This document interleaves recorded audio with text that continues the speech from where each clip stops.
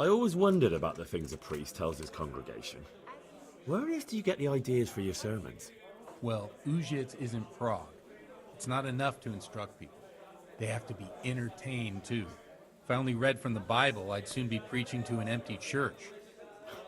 Our priest wasn't exactly a bard. So what do you preach to your flock about?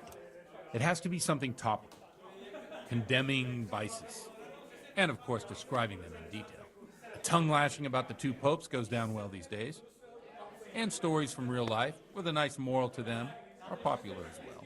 Especially if they're about fornication and similar scandalous vices. Can you give me an example? Well, recently a priest by the name of Jana Husa started preaching in Prague, in the Czech language, and the people liked it. I hear he always has a full house. A journeyman who heard him told me what Husa is preaching, and I like the sound of it.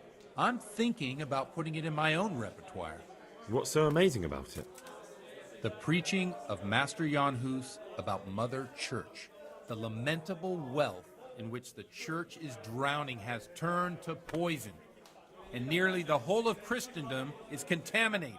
Just like a flock of hungry ravens, they settled on this land to devour every grain of gold and silver. They know no mercy. Their hearts are corrupted by longing for wealth, and they shamelessly profit from everything. You want to baptize a child? Pay.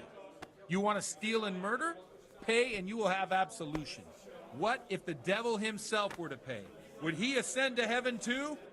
With such money gained from the poor, they buy beautiful horses to ride and needless servants to pamper them.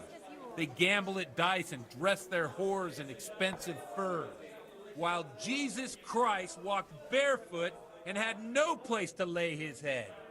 Look to your consciences, you robbers of the poor, for you are seen by God and his people too. Amen.